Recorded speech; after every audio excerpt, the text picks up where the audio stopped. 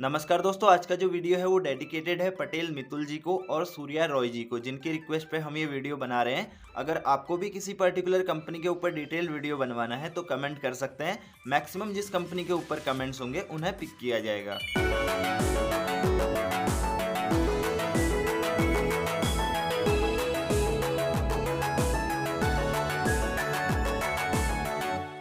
तो दोस्तों, आज की हमारी कंपनी है फ्लूडोमेट लिमिटेड।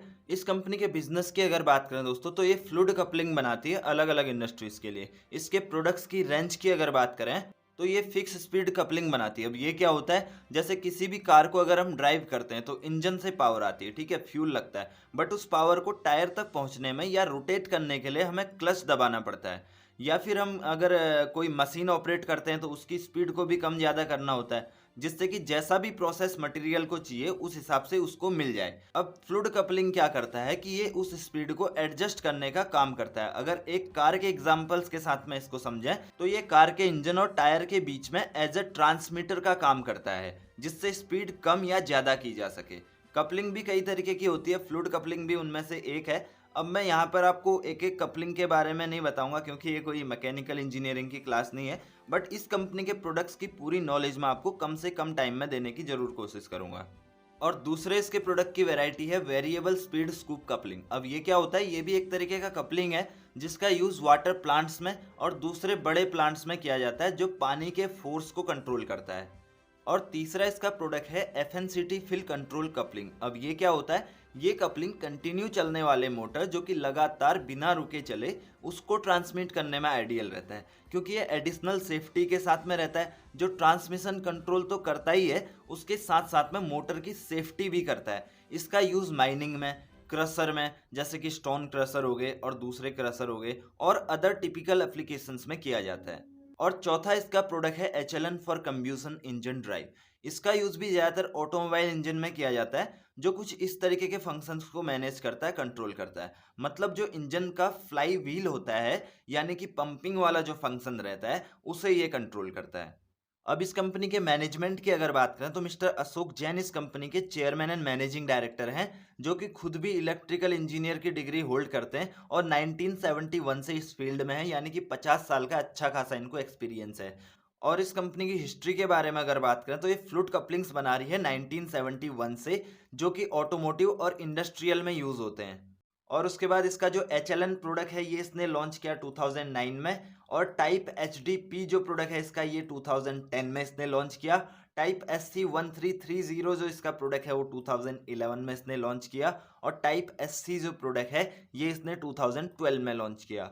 और सर्टिफिकेशंस वगैरह भी इसने कंप्लीट लिए हुए हैं। आईएसओ 9115 इसने लिया हुआ है। पॉल्यूशन के लिए आईएसओ 14001 2015 इसने लिया हुआ है। O H S A S 18001 2007 certificate भी इसने लिया हुआ है। और ये अभी प्रेजेंट टाइम में प्लांट्स एंड मशीनरी मैन्युफैक्चरर्स को अपनी सर्विस देती है, पावर प्लांट्स को अपनी सर्विस देती है, सीमेंट सेक्टर को अपनी सर्विसेज देती है, मेटल इंडस्ट्री हो गया, कोल माइनिंग हो गया, पेपर एंड पल्प हो गया, फर्टिलाइजर एंड केमिकल प्लांट्स में अपनी सर्विसेज देती है, स्टील इंडस्ट्री को अपनी सर्विस देती है, port trust and harbour handling को अपनी ये सर्विसेज देती है। यानी कि प्रोडक्ट पोर्टफोलियो जो है इसका काफ़ी ज़्यादा डाइवर्सिफाइड है, अलग अलग इंडस्ट्रीज को भी अपनी सर्विसेज देती है ऑटोमोबाइल के साथ में। और ये इसकी जर्नी है दोस्तों 1971 से, जिसमें से इसके जो कुछ प्रोडक्ट्स हैं वो अभी यूज़ होना बंद हो गए हैं, कुछ अभी भी यूज़ हो रहे हैं, और कुछ इसने नए अपग्रेडेशन भी किए हैं। यानी कि टाइम टाइम से अगर इंडस्ट्री में बदलाव आ रहा है तो कंपनी ने भी अपने प्रोडक्ट रेंज में बदलाव किया हुआ है। ये इसके लिए एक एडवांटेज हम मान सकते हैं। तो ये तो बात हुई दोस्तों इस कंपनी के बिजनेस मॉडल और हिस्ट्री के बारे में। अब थोड़ा सा इसके फाइनेंशियल्स भी देख लेते हैं। फ्लूडोमेट लिमिटेड कंपनी का नाम है, 144 का इसका करंट मार्केट प्राइस चल रहा है, 71.2 करोड़ का इसका मार्केट कैप है, यानी कि एक माइक्रो कैप कंपनी ये है।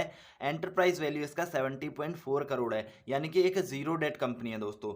और अगर इसके 52 वीक लो की बात करें, 70.4 इसका 52 वीक लो है, 169 इसका 52 वीक हाई है, यानी कि स्टॉक का जो प्राइस है 52 वीक लो और हाई के बीच में ट्रेड कर रहा है। स्टॉक का पी 17.9 है, जो कि इंडस्ट्री पी से काफ़ी कम है, जो कि 24.2 है। ये एक एडवांटेज हो गया हमारे लिए। बुक वैल्यू 75.5 है और डिविडेंड यील्ड इसका 1.56% है। दोस्तों एक माइक्रो कैप कंपनी होने के बावजूद भी एक लार्ज कैप कंपनी, एक गवर्नमेंट पीएसयू कंपनी के बराबर डिविडेंड दे रही है, ये एक और एडवांटेज इसके लिए हो गया।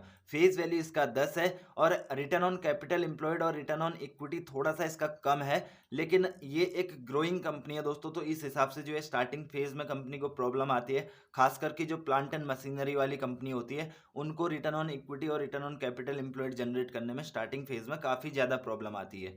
और वैसे फ्यूचर के हिसाब से अगर देखा जाए तो अच्छा है, आगे ये कंपनी कंटिन्यू अगर करती है काम तो अच्छा कर सकती है आने वाले टाइम में, क्योंकि जिन इंडस्ट्रीज को ये सर्विसेज दे रही है अपनी, उन इंडस्ट्रीज में रिवॉल्यूशन आने वाला है, तो ऑब्वियस सी बात है इस कंपनी में भी रिवॉल्यूशन आएगा। डेट कंपनी के पास में जैसा कि पता है हमें जीरो डेट कंपनी है, डेट टू इक्विटी इसलिए जीरो इसका है। करंट रेशियो 3 का है दोस्तों, काफ़ी अट्रैक्टिव है। 1.5 हमें चाहिए, लेकिन ये 3 है, ऑलमोस्ट हमारे क्राइटेरिया से भी डबल है। कैश कंपनी के पास में 80 लाख है। प्रमोटर होल्डिंग में कोई चेंजिंग नहीं है, प्रमोटर होल्डिंग 53.5% है। लेकिन एक गड़बड़ है दोस्तों, 60.65% मामूली सा जो प्रमोटर का स्टेक है वो प्लेज है, और हमें समझ आता है कि इतना सा प्लेज है तो ये भी रिकवर हो जाएगा कभी ना कभी, वो प्रमोटर कभी भी छुड़वा सकते हैं अपने शेयर्स को। प्राइस टू बुक इसका 1.91 है। इक्विटी शेयर्स इसके 49 लाख ट्रेड हो रहे हैं मार्केट में, और अनप्लेज इसका 53.1% है। और सेल्स ग्रोथ कंपनी की 10.9% है, प्रॉफिट ग्रोथ 23.2% है। और इस कंपनी के पिछले कुछ क्वार्टर्स के प्रॉफिट को अगर देखा जाए तो कंटिन्यू प्रॉफिट कंपनी बनाने में कामयाब रही है, इररिस्पेक्टिव ऑफ कोविड। जहां पे काफ़ी बड़ी कंपनीज, काफ़ी लार्ज कैप कंपनीज कोविड की वजह से अपना जो खास करके जो प्लांट एंड मशीनरी वाली कंपनीज होती हैं, वो प्रॉफिट जनरेट करने में काफ़ी ज़्यादा स्ट्रगल कर रही थी, इवन लॉस कर रही थी। लेकिन ये एक कंपनी है, एक माइक्रो कैप कंपनी, अपना प्रॉफिट फिर भी बरकरार रखे हुए, फिर भी प्रॉफिट में ही है, लॉस नहीं किया बीच में कभी भी। ये इस कंपनी की स्ट्रेंथ हमें दिखाता है। अब इसके पिछले 5 साल के रेवेन्यू और प्रॉफिट ग्रोथ को अगर देखें दोस्तों, तो कुछ ज़्यादा चेंजेस नहीं है। 26.25 करोड़ का रेवेन्यू था 2017 में, और इस साल जो है 2021 में 28 करोड़ का रेवेन्यू है। कुछ ज़्यादा चेंजेस नहीं है, बीच में भी अप्स एंड डाउन्स वगैरह आए हुए हैं। वहीं प्रॉफिट को अगर देखें तो पिछले 3 साल में तो कंपनी ने ग्रो किया हुआ है, ये एक पॉजिटिविटी हमें दे रहा है। लेकिन अगर 5 साल के हिसाब से देखा जाए तो इसमें भी अप्स एंड डाउन्स आए हुए हैं। तो ये कोई हमारे को मतलब ऐसा इंडिकेशन नहीं दे रहा है कि कंपनी में ग्रोथ हुई है। इसके शेयर कैपिटल को अगर देखेंगे तो कंटिन्यू कंपनी ने मेंटेन किया हुआ है, बराबर ही रखा है, कुछ ज़्यादा नहीं हुआ है उसमें। और रिजर्व्स भी अगर देखें तो कंपनी के कंटिन्यू बढ़ रहे हैं, ये एक एडवांटेज है, पॉजिटिव बात है। बोरोइंग्स भी हालांकि जीरो ही था पहले से ही, और बीच में फिर 84 लाख का बोरोइंग था इसका, लेकिन वो भी अभी जीरो हो गया, ये एक और एडवांटेज इसके लिए हो गया। अब इसके पास्ट के रिटर्न्स की अगर बात करें दोस्तों, तो वन डे में इसने कुछ खास नहीं किया है। 0.73% का हालांकि गेन है, 5 डेज में भी 0.49% का गेन है, बट 1 मंथ में अच्छा खासा इसने रिटर्न दिया 44.84% का। 6 मंथ की अगर बात करें 55% के रिटर्न है। ईयर टिल डेट में कंपनी ने 48% के रिटर्न दिए। 1 ईयर में कंपनी ने 59% के रिटर्न दिए। 5 ईयर्स में कंपनी ने जो है माइनस में रिटर्न दिए 29% के। यानी कि जो स्टॉक का प्राइस उस टाइम पर था दोस्तों, वहां से काफ़ी ज़्यादा डिस्काउंटेड पे मिल रहा है। अभी हम पिछले 5 साल की सेल्स ग्रोथ और प्रॉफिट ग्रोथ को देख रहे थे। जनरली होना क्या चाहिए कि अगर प्रॉफिट ग्रोथ थोड़ी सी भी बढ़ी हुई है तो स्टॉक का प्राइस हल्का सा उससे ऊपर होना चाहिए। तो कहीं ना कहीं कंपनी में वैल्यू हमें दिख रही है। वैल्यूएशंस भी हमने देखे कंपनी के अच्छे हैं, और इस हिसाब से भी अगर देखा जाए तो 29% डिस्काउंट पे ये स्टॉक अभी हमें मिल रहा है। मैक्सिमम चार्ट्स अगर इसके देखें तो इसने 1158% के रिटर्न दिए जब से ये कंपनी लिस्ट हुई थी। लिस्टिंग इसकी 1995 में हुई थी। अब इसको थोड़ा अदर पैरामीटर्स पे देखें दोस्तों, तो इंट्रिंसिक वैल्यू से कंपनी नीचे है। एफडी से अच्छे रिटर्न इसने दिए हैं, डिविडेंड भी अच्छा देती है, एंट्री पॉइंट भी अच्छा है, रेड फ्लैग वगैरह भी कुछ नहीं है। यानी कि इस वेबसाइट की अगर माने तो ये पांचों के पांचों पैरामीटर्स पे बोलता है कि बाई करो। अब दोस्तों इसके वैल्यूएशंस को भी हमने देख लिया, इसके फाइनेंशियल्स को भी हमने देख लिया, इसके बिजनेस को भी हमने समझ लिया, और ये किन इंडस्ट्रीज को कैटर करती है, किन इंडस्ट्रीज को अपनी सर्विसेज देती है, वो भी हमने देख लिया। अब बात आती है कि इस पर्टिकुलर स्टॉक में हमें क्या करना है। देखो दोस्तों, फ्यूचर आउटलुक तो काफ़ी अच्छा दिखाई दे रहा है कंपनी का। जैसा कि हमें समझ आ रहा है ऑटोमोबाइल इंडस्ट्री को अपनी सर्विसेज दे रही है, और ऑटोमोबाइल इंडस्ट्री अभी आने वाले 10 साल तक काफ़ी अच्छा करने वाली है। इंडस्ट्रीज को, अदर इंडस्ट्रीज को भी अपनी सर्विसेज देती है, वहाँ से भी इसको अच्छा रेवेन्यू कंटिन्यू आता रहेगा। ठीक है, तो आने वाले मतलब 8-10 साल के लिए कंपनी अच्छा प्ले हो सकती है बाइंग के लिए, और अच्छे सपोर्ट लेवल पे भी है दोस्तों। इसका पिछला वैल्यूएशन भी हमने देखा काफ़ी ज़्यादा ऊपर ही लेवल्स पे था, अभी भी हम देख लेते हैं। अगर इसका चार्ट पैटर्न हम देखें तो अपने जो 2017 के आसपास में इसका जो प्राइस हुआ करता था वो 208 के आसपास में था, और उस टाइम पर इसका इसका जो सेल है और प्रॉफिट है वो इवन कंपैरेटिवली कम था। और अगर अभी का देखा जाए तो वैल्यूएशन उस हिसाब से काफ़ी अच्छा है, और बैलेंस शीट भी हमने इसके देख ली, प्राइसिंग के हिसाब से भी और बैलेंस शीट के हिसाब से भी वैल्यूएशन दोनों हिसाब से हमको अच्छे दिखाई दे रहे हैं कंपनी के। तो हम कर सकते हैं क्या इसमें कि हम 50% तक जितना भी हमको इसमें इन्वेस्ट करना है, देखो ज़्यादा इसमें एक small cap micro cap company है, मेरा सजेशन हमेशा यही रहता है, अगर आपका 20 पोर्टफोलियो का स्टॉक है तो 21वां इसको आप रख सकते हैं।